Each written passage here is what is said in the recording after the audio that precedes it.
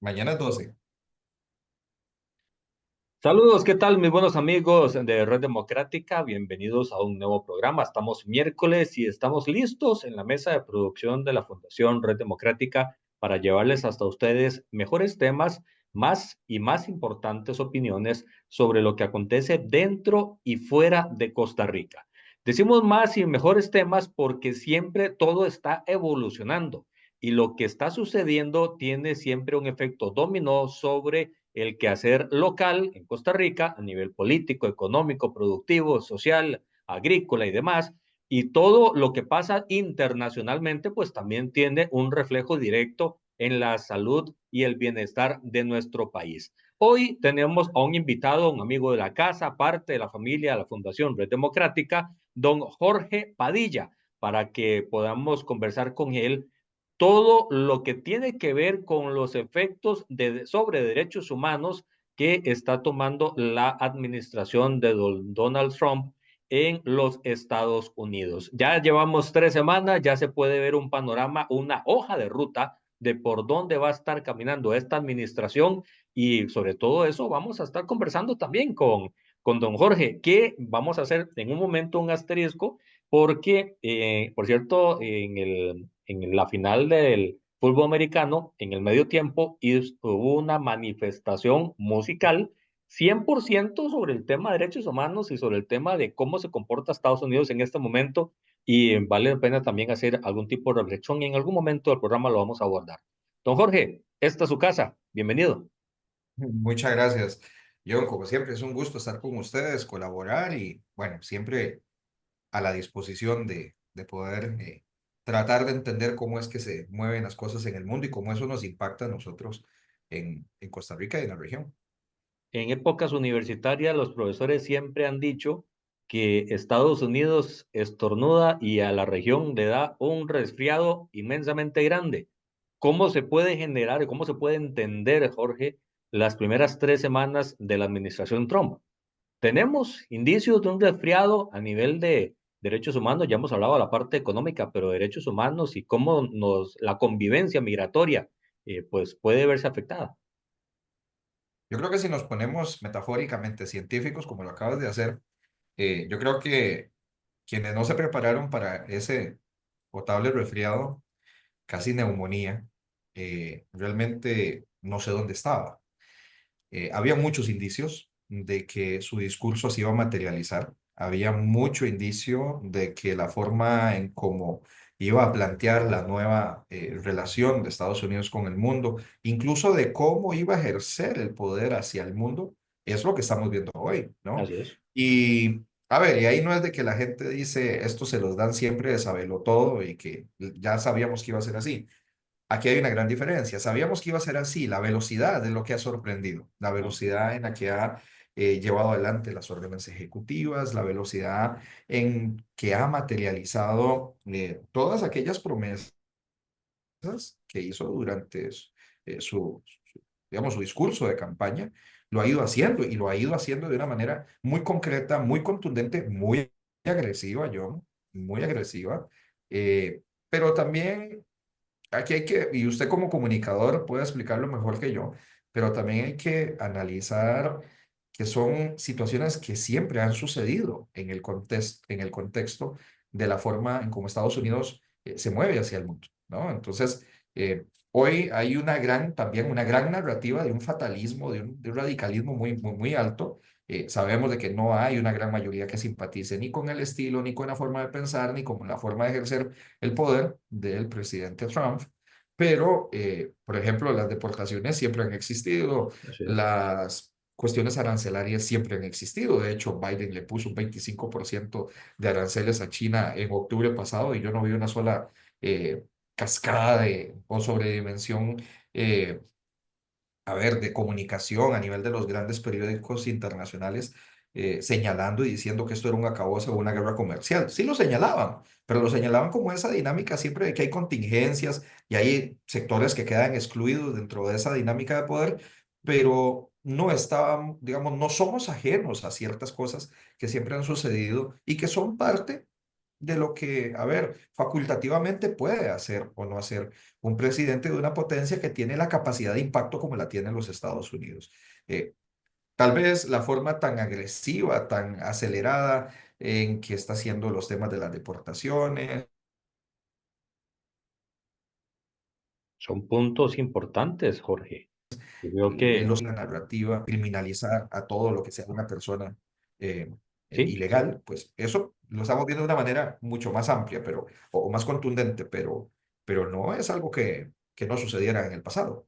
De hecho, Jorge, yo creo que la diferencia, y ahí creo que hay que hacer una nota aclaratoria en lo que estabas diciendo, el Estados Unidos votó abismalmente por mayoría a favor de Donald Trump. Ellos sabían lo que estaban votando.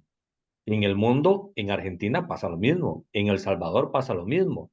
Son diferentes personajes con esa misma narrativa que ganan por gran y amplia mayoría, y lo que parece no tener de su lado es el reflector o la amplificación de los medios, que es lo que marca la diferencia, los llamados influencers en Estados Unidos. De hecho, hablando de la final del fútbol americano, tremendo bullying le montó el presidente Trump a Taylor Swift por haber perdido Sí, el claro. equipo con el que va el novio. Y pues es parte Y porque la del bucharon escenario. además. Exactamente. Entonces me parece que la mayoría está simpatizando con esas políticas. Ahora, la pregunta es si esa política migratoria eh, va a ser así de agresiva durante todo el periodo o va a llegar a normalizarse o se va a llegar a estabilizar. ¿Cómo estás viendo estas primeras semanas? Por ejemplo, la visita del secretario de Estado a la región tocando esos temas perfectamente y el tono con el que el presidente Trump le habla al presidente Petro de Colombia o a la presidenta de México. Sí. Son puntos bastante interesantes de analizar. Bueno, ahí estás hablando de una serie, una gran cantidad de elementos que todos tienen sus diferentes matices y además tuvieron sus diferentes reacciones, contextos y consecuencias. Eh, el hecho de que lo enviara tan inmediatamente al secretario de Estado Rubio a la región era un mensaje en sí mismo, ¿no? Era poner un poco en orden los puntos sobre las IES y decirle a cada uno lo que le corresponde, cómo iba a ser la relación de acuerdo al problema que le genera a ellos, Ujú. ¿no? Entonces, ya viste, empezó por lo más grande, ¿no? El tema narrativo con Panamá, los especialistas en geopolítica dicen que es inviable. Desde el punto de vista del derecho internacional, es casi una locura pensar en que van a renegociar ese tratado Torrijos-Carter. Eh, Aquí fue un paseo de un día, me imagino que con dos, tres grandes asuntos que hizo, le bastó unas cuantas horas de poner algunos temas en orden. Evidentemente el tema de China es el tema transversal de la región, pero aquí había en especial algunos puntos que me imagino habló con el presidente. Lo del Salvador fue una jugada maestra de alguien que sabe leer muy bien y además de alguien que ha aceitado muy bien y ha preparado la relación para un momento como esto, ¿verdad? En esa forma en que es un estilo que no le gusta al movimiento de derechos humanos, del cual yo también soy parte y que a veces hay cosas que no me gustan, evidentemente, ni de la narrativa ni de lo que hace actualmente el presidente Trump, pero pues, es facultad de él hacerlo.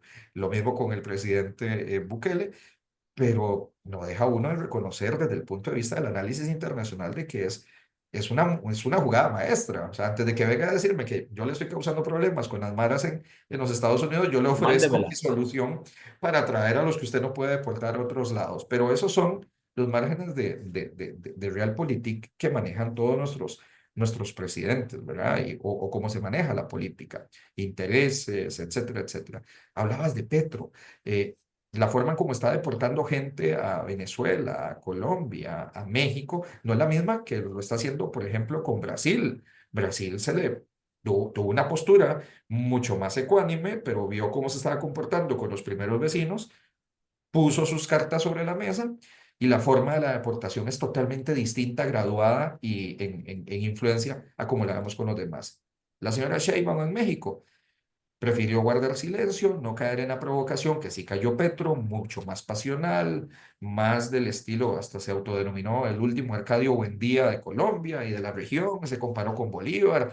Realmente un espectáculo el que nos dio ese fin de semana para terminar aceptando lo inevitable que era recibir a sus deportados. Formas fondo, me dirás vos también. Bueno, el tema también era que estaba denunciando que iban con grilletes y esposados, ¿no? Entonces, bueno, ¿cuál es el crimen? ¿Estar indocumentado o tener una hoja de delincuencia manchada? Bueno, se cree que solamente un porcentaje muy pequeño tenían algún tipo de problemas con la justicia. Eso era lo que reclamaba airadamente cuando pedía dignidad el presidente Petro en el retorno.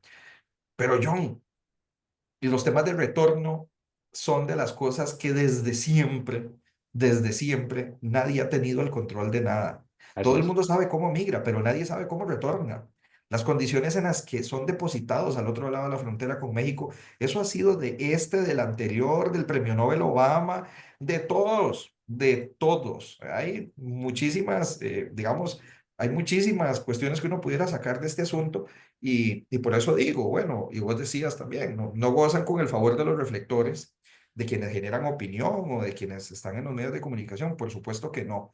Es una narrativa que verdaderamente es mucho más contundente, que reprocha y choca también, ¿no? Y que pues evidentemente a todos les llama animales, escorias, y pues, tampoco podemos caer en aceptar ese tipo de calificativos para personas que su único pecado es no estar en orden o en regla. Habrá quienes sí cometen delitos, quienes sí forman parte de estructuras criminales, pero recientemente en un viaje que hice por allá, hablaba con algunas personas que trabajaban en supermercados y todo, decía, mi único pecado que es venir aquí a trabajar en la mañana, ¿no? Y en aquel momento que era antes de que se acabara el año, decían, yo no creo que las redadas sucedan. Bueno, están sucediendo y la forma en que están sucediendo también trae cuestiones muy complejas de una persecución sin garantías judiciales, sin todas esas reglas que Estados Unidos siempre se ha preocupado mucho de pedirle al mundo que deben de existir en un marco de democracia y que de eso podemos hablar después. Pero, pero realmente ese es el comportamiento. Eh, la gira de Rubio fue triunfal en la región. O sea, Sí. él vuelve como un Midas a Washington diciendo misión cumplida. A cada cual lo puse en el lugar que correspondía. Alguien me preguntaba, ¿qué le podrían, qué le podría pedir a Costa Rica? Yo creo que, o por dónde podría golpear a Costa Rica. Bueno, ya empezaba, el señor se devolvió y nomás devolviéndose la primera alerta de inseguridad que emite la embajada para sus ciudadanos. O sea, hay muchos elementos que pudieran aquí utilizarse del soft power, ¿no? Como le llaman, que es pequeñas señales que no necesariamente son las grandes confrontaciones arancelarias de la señora Sheinbaum, que logra aplazar un mes y que logra aplazar esa crisis comercial con su principal socio o con Canadá también, pero tampoco vimos en una región grandes aspavientos como sucedió con Petro, ¿verdad? Pero sí dejó los puntos sobre las IES en una gran cantidad de temáticas, a cada cual diciéndole por dónde iban a venir esas hojas de ruta y estableciendo algunas fortalezas, sobre todo para apartar a China de una región que era fundamental para consolidar la famosa ruta de la seda, que desde que está Xi Jinping en el poder, pues ha querido ser parte de su programa estrella en América y en otras partes como África subsahariana también. Entonces, ¿cómo vemos esto en términos de esto va a aumentar? No, esto se va a mantener y se va a mantener con esta agresividad. Ya él probó lo que es estar en el poder, ya sabe con quién se puede acompañar y con quién no se puede acompañar. Lo que estamos viendo con los temas de la cooperación para el desarrollo también es parte de lo que él prometió, que él iba a limpiar todo lo que no estuviera alineado con los intereses de su Make America Great Again, ¿no? Entonces, y hasta como dijiste ahora, hasta se lo dice a Taylor Swift, ¿no? O sea, Maga la castigó con un abucheo en el medio tiempo del Super Bowl por el abierto y decidido apoyo que ella había mostrado al expresidente Biden y a Kamala Harris cuando estaban compitiendo por la presidencia. Y es que precisamente a eso me refería Jorge con los reflectores, porque ella puede tener un megáfono en redes sociales muy grande, pero en una muestra estadísticamente representativa para los efectos, que era la final del fútbol americano, tremenda silbada se llevó. Y eso es también una muestra de que el pueblo está con un cassette diferente y tal vez cansado de la misma rutina de siempre y de las agendas y lo permisivo que se pudo haber vuelto un país en el que ellos, pues Eso obviamente, es, eso es son casa. cierto. Eso es cierto. En Nueva York alguien me dijo, está insalvable el Estado desde que llegaron los demócratas. Así me lo dijo un señor que trabajaba ahí en una gasolinera, hablando de la inseguridad, hablando de lo que uno ve en los metros, hablando de lo que ve en las esquinas. Y realmente hay mucha gente que dice esto tiene que ordenarse porque ha sido una implosión, ¿no? O sea, realmente se ha recibido tanta gente de tanto lado, todo tipo de personas que realmente las cosas han tenido un cambio de mucho de ese imaginario de un Estados Unidos próspero, ordenado, que mucha gente tenía, ¿verdad? O que en algún momento lo fue. Hay mucho respaldo. Yo coincido con vos en que hay mucho respaldo en muchas de esas personas. Creo que quienes, siendo de la comunidad latina y que apoyaron la llegada de él y que están viendo ahora incluso cómo en políticas migratorias extra duras se está comportando, creo que por ahí podrán estarse arrepintiendo un poquito, ¿no? Porque realmente es un tema complicado. Aquella famosa película Un día sin mexicano, no sé si te acuerdas, y por ahí otros periódicos internacionales decían, bueno, ¿cómo será un día sin migrantes? Ya hubo Cada inicios. una vez un parón de unas A- a- horas. ahorita, bueno, históricamente han existido varios, pero la semana pasada hubo una protesta fuerte. Se espera que el 3 de marzo vuelva a haber Jorge, otra protesta. esto que decías del apoyo latino, evangélico, evangélico latino en Estados Unidos, ¿será posible establecer un canal de comunicación con la administración que siente el foco de trabajo migratorio, judicial, deportación, sobre quienes infringen la ley y no tocar a los que están simplemente pues trabajando, como decías ahora con el ejemplo de la persona con la que hablaste? ¿Será posible ese canal de comunicación? Yo creo que en algún momento se tiene que abrir y ese canal de comunicación seguramente va a ser la fuerza laboral, ¿verdad? Porque, y cuando digo fuerza laboral, son los empresarios que dependen de mucha población latinoamericana, y no solo latinoamericana, del Asia, de Europa del Este, de Asia, incluso de algunas zonas del África que pues forman parte de todo ese gran cuerpo de gente que sale a trabajar y a mover esas economías, que no es poca gente. Yo estaba viendo por ahí algunos datos, o sea, estamos hablando de que son casi 30 millones de personas que están dentro de la fuerza laboral Sí. norteamericana y que mueven esa economía. Entonces, ahorita se está trabajando por resultados y suena espantoso lo que estoy diciendo, pero él está trabajando por resultados. Él no le quiere quedar mal a su electorado, el que confió que tenía que limpiar la tierra, literalmente, ¿no? Entonces, eh, que esto se mantenga a ese nivel, a ese ritmo, bueno, hay que ver también cómo se comporta la presión de los sectores, sindicatos que lleguen y les, oiga, presidente, o sea, votamos por usted, pero se nos está complicando la relación de la productividad, se nos está complicando la generación de riqueza. Hay economistas, ya vos has hablado de eso en este programa, pero hay economistas que dicen que la subida de los aranceles no lo es todo, y realmente subyace ahí una, una situación en la cual, por lo menos en un par de meses, yo creo que ya se van a tener que abrir algunos canales, ya sea de demócratas o del ala más blanda de los republicanos, que empiecen a decirle, oiga, tiene que haber en algún momento un bajón de intensidad sobre esto, porque él está pidiendo resultados. Él quiere un número diario de personas que sean arrestadas y deportadas consecuentemente. Hay que ver cuánto dura eso. Y ese número es sin filtro, es decir, van detrás de todo latino, o de todo latino, todo extranjero, o se centran en quienes pueden tener algún tipo de hoja manchada. Es que yo creo que eso pasa como en cualquier país cuando alguien pide resultados, ¿verdad? Es como lamentablemente, y perdón el ejemplo, es como una red de arrastre, ¿verdad? En el mar. Literalmente ahí se van a tener que empezar a equivocar con gente que no es la que andan buscando, porque literalmente están en una situación frenética de darle resultados al presidente. Mira que él incluso dijo de que aquellos policías que se nieguen a hacer las redadas, recibirán las consecuencias porque estarían fomentando la inseguridad y el mantenimiento de estos criminales dentro del territorio norteamericano. O sea, yo creo que ahí están entre la presión de dar resultados, la presión de lograr lo que ofrecieron, la presión de levantar el país, pero creo que en algún momento va a llegar, digamos, una serie de situaciones, ya los estamos viendo, no más de 5 jueces que se ponen firmes y dicen, no, oiga, lo que usted está haciendo no lo puede hacer, le está pasando por encima de la Constitución. Él está alegando una serie de normas de emergencia que le eximen de pasar por el Senado y la Cámara de Representantes todas estas decisiones. ¿Y cuál Ujú. es esa norma?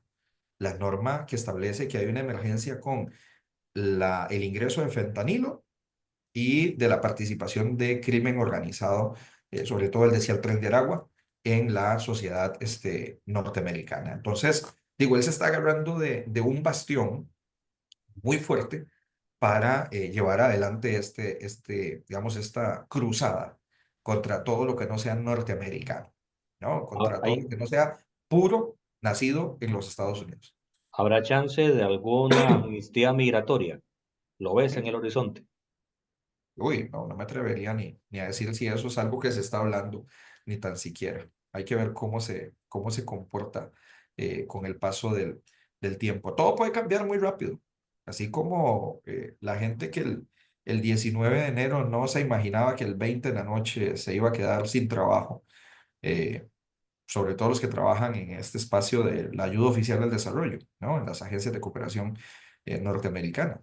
Se iba a firmar una orden ejecutiva que iba en términos prácticos a significar un paro laboral. Nadie lo esperaba. Se sabía que así iba a ser en algún momento, se sabía que iban a empezar a hurgar en ese tipo de acción donde, digamos, la tradición demócrata ha sido, digamos, mucho más conteste a apoyar esas agendas de derechos humanos, apoyar el combate del hambre en el mundo, el tema de tratar con minorías muy desfavorecidas, pero lo hizo no más entrando. Ha tenido que tomar algún tipo de margen hacia atrás, sobre todo en aquel, cuando echó para atrás la decisión que suspendía las asistencias estatales para personas en situación de vulnerabilidad. Sí. ¿Podría pasar eso con las órdenes ejecutivas a como han venido? Hay que darle, yo creo que te dije en algún momento hace 2 semanas, hay que esperar esos Sí. 90 días, que son, digamos, como un deadline que coincida con sus 100 días de su, de su administración para saber cómo se van acomodando esas fuerzas. Jorge, Estados Unidos ha sido noticia también últimamente por el tema de la Corte Penal Internacional.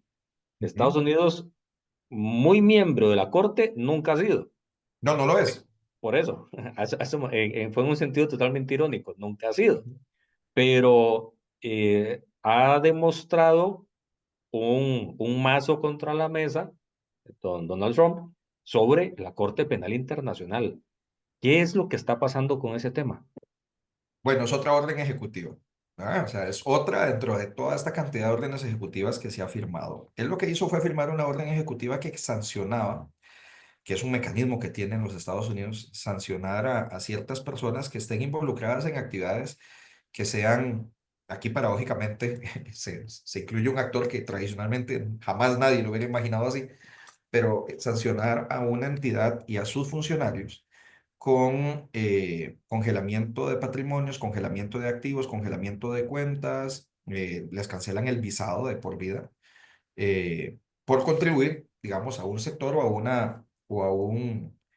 un ámbito que va en contra de los intereses de los Estados Unidos. Por lo general, las sanciones siempre se habían utilizado y se han utilizado, y Trump ha utilizado el sistema de sanciones de manera muy agresiva y muy fuerte en su primer mandato Ujú. para castigar a personas que están envueltas en situaciones de corrupción, gran corrupción, socavamiento de la democracia, socavamiento de la institucionalidad y socavamiento del Estado de Derecho en prácticamente todo el mundo, en África, en Argentina, en América Latina, más, digamos, de una manera mucho más agresiva lo hizo contra Cuba, contra Venezuela y contra Nicaragua, ¿no?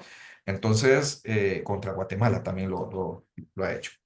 Eh, lo que pasa es de que ahora lo aplica a una institución que era emblema de la civilidad del derecho internacional y de los grandes triunfos del de las reglas mínimas multilaterales posteriores a la Segunda Guerra Mundial, ¿no? Mira que junto a ello, en la misma semana, anuncia el retiro de Estados Unidos del Consejo de Derechos Humanos de Naciones Unidas y Ujú. anuncia la salida de la Organización Mundial de la Salud, Sí, ¿no? Entonces, ¿qué es lo que tenemos ahí? Ahí lo que tenemos es una evidencia clara, primero, de un total y absoluta incompatibilidad entre los intereses que él entiende para su país y las reglas que paradójicamente Estados Unidos siempre ha apoyado para mantener y que otros países se ciñan a ese guión. Eso no es de hoy. A ver, eso no es de hoy. Y lo que hizo el tema de las sanciones tampoco lo hizo, lo está haciendo solamente hoy en esta administración del presidente Trump. Lo hizo en su primer mandato contra una fiscal que estuvo analizando, contra la fiscal en jefe de la Corte Penal Internacional, cuando se puso a la tarea de investigar los crímenes de guerra cometidos en Afganistán, cuando Estados Unidos estaba ocupando Afganistán. ¿Qué ha sostenido históricamente Estados Unidos? Lo que ha sostenido siempre en su política exterior en este ámbito. Estados Unidos nunca suscribe un tratado internacional que le genere responsabilidad internacional. O sea, vos así es, nunca has visto un caso de Estados Unidos, por ejemplo, ante la Corte Interamericana de Derechos Humanos. Jamás. de verdad. Pero por otro lado, Estados Unidos siempre ha sido un promotor decidido, un apoyo financiero fundamental para la creación y mantenimiento de estas estructuras multilaterales, ¿no? Yo creo que si a Trump eh, realmente le, no sé, le dieran la oportunidad de empezar a valorar en un abanico a quién le quita el financiamiento, la OEA quedaría muy disminuida, Naciones Unidas quedaría muy disminuida y empieza a contar la cantidad de foros multilaterales en donde realmente se sostienen, y no con el 5 ni el 10%, con el 60% de lo que depende de su funcionamiento, que lo aporta históricamente el gobierno de los Estados Unidos. Sin embargo, siempre esa es una política exterior muy dual la que ha tenido. Por un lado, no se compromete ratificando ninguno de estos tratados. Podemos verlo en ambiente, podemos verlo en salud, podemos verlo en temas de derechos humanos, en derecho internacional, en donde usted quiera, pero sí lo ves promoviendo activamente que este tipo de estructuras normativas internacionales existan para que otros países se ciñan a esas reglas del juego en el marco de una forma de democracia, una forma sólida de Estado de Derecho, una forma sólida de digamos, normas y reglas constitucionales sólidas. Entonces, por un lado, la mano dice, gente, tienen que hacer esto y estas son las instituciones donde tienen que estar. Y por el otro que dice, yo sé que están ahí, pero conmigo no es la cosa, ¿no? Entonces, en los temas ambientales, salvo lo que hizo el presidente Biden de una manera muy osada, digo, en este contexto de su tradición internacional, que fue firmar convenios de París, de los acuerdos de París, Y ya pues lo Estados sacó, Unidos. No, no, ya lo pero Estados sacó. Unidos anteriormente ni había firmado Kioto, nada que tuviera que ver con asuntos de medio ambiente y de promoción de derechos ambientales, bajo ninguna circunstancia, ¿no? Lo que implicaba eso para su economía, para su sector más duro industrial de emisiones de gases de efecto invernadero. No, nada de eso es con ellos, nada de eso es con ellos. Entonces, ¿qué es lo que pasa con la Corte Penal Internacional? Nunca reconoció la competencia de la Corte, nunca ratificó el Estatuto de Roma, que es, digamos, el ABC de reglas que regulan los grandes cuatro crímenes atroces, crímenes de lesa humanidad, genocidio, eh, crímenes de guerra, creo que no lo había mencionado, y por supuesto, crímenes de agresión. Entonces, esos grandes cuatro tipos penales internacionales de la jurisdicción penal internacional, Estados Unidos no forma parte de ese club. ¿Cuántos países forman parte de ese club? 125 estados. Costa Rica es uno de ellos. Entonces, cuando en este momento el presidente Trump dice, yo sanciono a la Corte, a sus funcionarios, y cuando dice sus funcionarios es a todo el entramado en La Haya que tenga que ver con posibles casos donde Estados Unidos pueda ser llevado a responder o participe de manera directa e indirecta, o bien, que esto es lo más complejo, donde a cualquiera de sus aliados, y aquí entra el tema de Israel, esté involucrada una decisión de la Corte Penal Internacional. Y eso es un golpe rudísimo para el sistema internacional de justicia, ¿no? Es O un sea, freno. es un freno, es un mensaje en sí mismo. A ver, para las personas víctimas de quienes han cometido estos actos atroces, efectivamente es pues toda una sensación de que ya había una corte que funcionaba con una limitada eficacia, ¿no? Para poder llevar al banquillo y capturar a todos estos grandes líderes que de una manera directa o indirecta participaran en la comisión de cualquiera de estos cuatro delitos internacionales y que ahora venga Estados Unidos y le diga, oiga, si usted se mete, ¿y quiénes son los aliados de Estados Unidos? Es la pregunta que hay que hacerse, ¿no? Si usted se mete con mis aliados, yo lo voy a sancionar. Y cuando digo sancionar es ponerlo contra la espada y la pared de precisamente de lograr una mayor eficacia. Lo hablamos en un programa, creo, con el Sí. tema de Putin, ¿no? Bueno, ¿quién entrega a Putin ante la Corte Penal Internacional? La Corte Penal Internacional no tiene una policía que anda persiguiendo expresidentes o dictadores o tiranos de alta escala. Eh, y cuando le pones además una megapotencia con la fuerza que lo ha hecho golpeando la mesa y decirle, no solamente les digo que no se metan con esto, sino que además los voy a sancionar y es directamente a los funcionarios y a sus familiares directos. Ya es un tema pesado. Jorge, eso tiene un efecto dominó fuerte sobre el sistema internacional.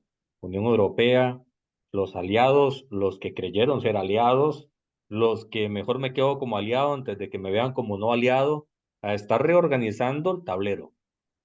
Es que eso consolida una narrativa internacional que ya se venía dando desde hace tiempo, incluso sin Trump, ¿no? Podemos ver a Milei, pero podemos ver a Meloni en Italia. Podemos ver a mucha gente de la derecha y la derecha fuerte en Europa también, que empieza a poner y a cuestionar si realmente lo que hace Naciones Unidas es necesario o no.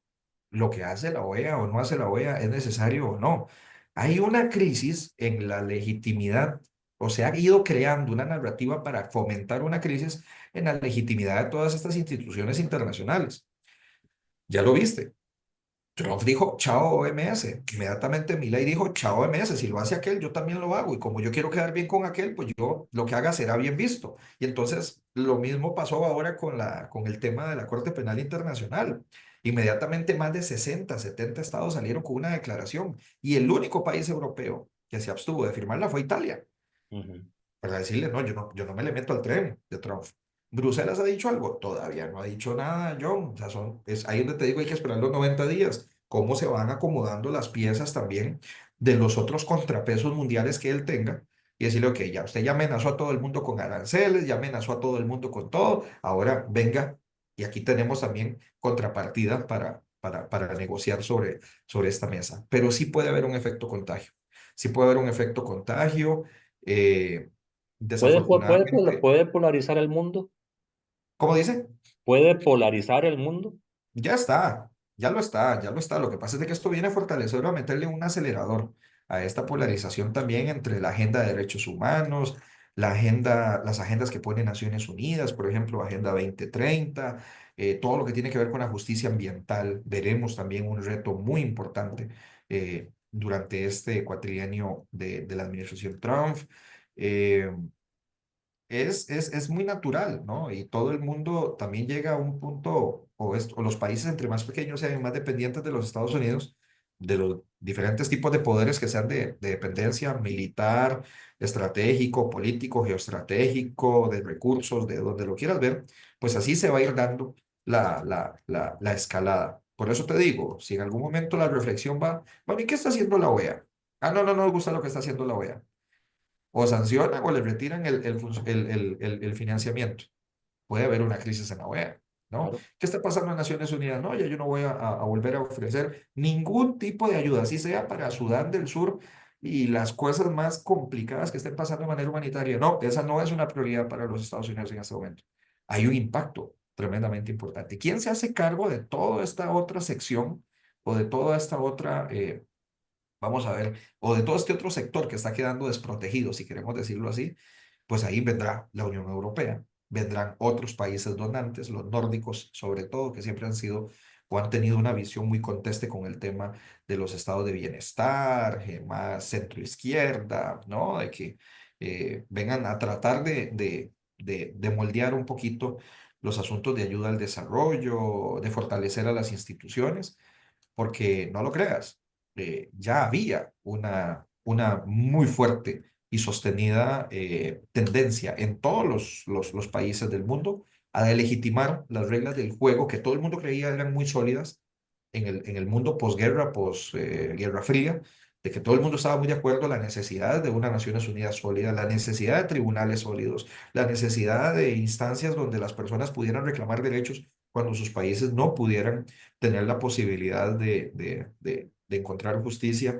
En Costa Rica mismo ya se está hablando también si se pertenece o no se pertenece a la Convención Americana, si hay que salirse o no hay que salirse de la Convención Americana. O sea, son temas que están en la discusión política, y aquí en esto hay mucha información suelta, mucha desinformación, hay mucha noticia falsa, hay mucha gente que habla de todo y no sabe nada.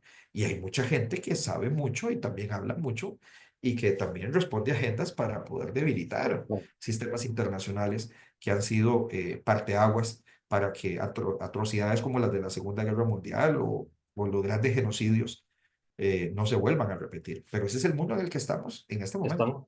Estamos entonces en sos amigo o sos enemigo. Probablemente un poco de un nuevo América para los americanos, ¿verdad? Un poco de esa famosa doctrina tropicalizada, podría decirle en este momento, o readecuada a los nuevos tiempos, ¿verdad? De Monroe 2025, ¿verdad? Pero también eso va a ser así y lo vamos a ir viendo en la presencia y en la forma en que él vaya comportándose en esos diferentes foros. De momento es por el lado comercial, todos con 25% de aranceles para los productos que ingresen a los Estados Unidos. Vamos Jorge, a ver eso cuánto, en cuánto aguanta. en los últimos 13 minutos de programa que nos quedan, hay un tema que puede ejemplificar y materializar en la mente de los oyentes de la 89.1 FM y plataformas digitales del programa Red Democrática, y es la agenda de los colectivos a los cuales los 8 años de los demócratas dieron un impulso, un respaldo y una fortaleza bastante importante. Esa agenda de los colectivos LGTB y afines, Género, eh, ba- migrantes, claro. básicamente le apagaron, ni siquiera le bajaron el volumen, lo apagaron. Sí, y lo hicieron recortando los recursos de todas las organizaciones que recibían eso. Mira, no sé si tienes el dato, pero son 160.000 personas las afectadas a nivel mundial con el recorte de la cooperación internacional al desarrollo. 160.000, ese es el número. Ese es el número de personas que dependían de los llamados acuerdos de cooperación internacional. ¿Y la Y ahí agenda de está esos todo. acuerdos cuál era, Jorge? Todo lo que era democratización. Mira, es que es muy variada, ¿verdad? Es muy variada. Ahí vamos desde prevenir la sequía en el África, acueductos, la perspectiva de género, por supuesto, el fortalecimiento de la agenda y exigibilidad de colectivos históricamente discriminados, personas VIH positivo, compra de medicamentos para personas que nunca habrían tenido la posibilidad de acceder a estos medicamentos en países que ni tan siquiera los puede comprar el mismo aparato de salud, sino que llegaban directamente a los Estados Unidos. Por supuesto que la agenda de las personas migrantes, sus familias, el fortalecimiento de la justicia, las reformas policiales. John, es todo. O sea, si uno ve el tema de grandes proyectos internacionales alrededor del mundo, 160.000 personas estaban dentro de ese funcionariado, rol de consultores, etcétera, etcétera, que estaban involucrados en este tipo de proyectos. Vos me decís, bueno, ¿y qué va a pasar con esa agenda? Bueno, la va a tener dificilísima, porque pasados los 90 días que dice la orden ejecutiva del presidente Trump de revisar cuáles son las prioridades de la Agencia de los Estados Unidos para el Desarrollo, ahí es donde viene la podadora, ¿no? Ok, porque el mismo presidente lo ha dicho, yo no me lo estoy inventando. Eh, Pero es una podadora, Jorge, disculpa que te interrumpa, muy en función de la agenda LGTB, Totalmente, ellos le de llaman a género y todo, demás. ellos le llaman a todo lo que vaya en todo lo que esté dentro del marco de la llamada Agenda WOC, ¿no? Ajá. Entonces, de todo lo que esté dentro del marco de 2030, de todo lo que esté en el fortalecimiento de la justicia de una perspectiva de género, de los derechos humanos de las mujeres, de los derechos de los colectivos LGBTQ+, de las personas migrantes y sus familias. Pues evidentemente hay muchos programas de casas de acogida que hay a lo largo de Centroamérica que vivían de esos fondos, ya no lo van a recibir. Pero ahí también, ve qué interesante, están agendas de países donde parece que sí hay una alineación de política exterior para golpear duro, ¿no? Los autoritarismos, por ejemplo. La misma designación del secretario de Estado es una manifestación de ello, ¿no? De darle duro a Cuba, darle duro a, a Venezuela, Venezuela, a Nicaragua. Nicaragua, a los países que verdaderamente no están ceñidos a las reglas de democracia y de Estado de Derecho que ellos históricamente han tenido. Pero entonces, después de esos 90 días, sabremos qué es lo que queda de esa cantidad. Son 42.000 millones de dólares en ayuda oficial al desarrollo. Es que no es una plata X, son 42.000 millones de dólares que Estados Unidos destinaba al mundo. Vos decís de que se fortaleció en los 8 años. Se mantuvo porque eso desde Kennedy, cuando fundó la agencia, ha venido contribuyendo al tema de fortalecer democracia, fortalecer aparatos legislativos fuertes. Vos que estuviste en un parlamento sabes de que hay mucho de eso también en los grandes foros, lo que se discute, lo que se produce. John, los tribunales internacionales viven de ese tipo de cooperación. Si uno ve los libritos que están detrás de todo este tipo de, de esfuerzos de difusión, hay un sello de una agencia de cooperación. Y creo que sí viene una época muy, muy, pero muy dura para el trabajo con estos colectivos, el trabajo con estas agendas que definitivamente habían avanzado muchísimo y que, pues evidentemente, en este momento está en una hora crítica de saber su continuidad o no. Y esa es una realidad no solo para América Latina, es una realidad para prácticamente el mundo entero. Por eso te decía, las agendas son multivariadas y como se le llama en este ámbito, interseccionadas, ¿verdad? Porque hay temas asociados al acceso a la justicia. Bueno, sí, muy bien, trabajen en fortalecer los tribunales, pero nada que tenga que ver con el enfoque de género. Entonces, ahí viene un replanteo. Bueno, sigan trabajando con el tema de la participación efectiva en espacios municipales. Sí, pero nada que tenga que ver con la posibilidad de que colectivos LGBT tengan un espacio preferencial ahí. Viene otro tipo de redefinición. Bueno, pensemos en las formas de cómo hay una reforma policial respetuosa de los derechos humanos. Sí, pero que no tenga que ver nada con asuntos de colectivos históricamente discriminados que puedan participar ahí. Entonces, digamos, yo no sé qué tipo de acomodo es el que van a hacer o qué tipo de poda es lo que finalmente va a suceder después de esos 90 días, pero sí es una agenda que la va a tener mucho más complicada, sobre todo por ese efecto contagio que pueden surgir en otros estados, en otros países, que dicen, bueno, no queremos enojar al socio mayoritario para que la cooperación o los acuerdos comerciales o los aranceles se mantengan en su lugar. En el caso de América Latina, al fortalecerse, hacerse más férreo el punto migratorio México-Estados Unidos, de ahí para abajo, el efecto de lo que pasa en los países latinoamericanos sigue siendo de amplio estudio, siempre sigue siendo de amplia preocupación y los efectos migratorios van a seguir sucediendo. El tema es para dónde. Con los efectos de las decisiones de Estados Unidos, ¿para dónde ves que se está moviendo esa masa migratoria que busca auxilio a grito desesperado? Sí, el tema es cuánto se va a mover la frontera sur de los Estados Unidos hacia el sur. ¿Mm? Ujú. Sheinbaum, para evitar la guerra arancelaria, le prometió 10.000 agentes de la Guardia Nacional y los envió inmediatamente, militares, ¿no? Eso significa ya una doble barrera para cruzar a los Estados Unidos. Sí, A Guatemala le pidió lo mismo. Aquel famoso programa de tercer país seguro, donde la gente podía estar desde Guatemala, El Salvador, incluso de Costa Rica, que llegó a calificar como tal y pedir en una app solicitar asilo en los Estados Unidos, eso ya desapareció. O sea, ese programa desapareció. La gente que tenía una cita, fue. el que la solicitó el 19, el 18 de enero, chao, o sea, chao, definitivamente. Ahora la presión se viene hacia el sur. Y entonces aquí es donde podría venir alguna redefinición de la cooperación. Bueno, usted me ayuda a aguantar a la gente, dejarla aquí. Entonces vamos a tener gente mucho, mucho más, gente varada en nuestras ciudades hacia el sur de México.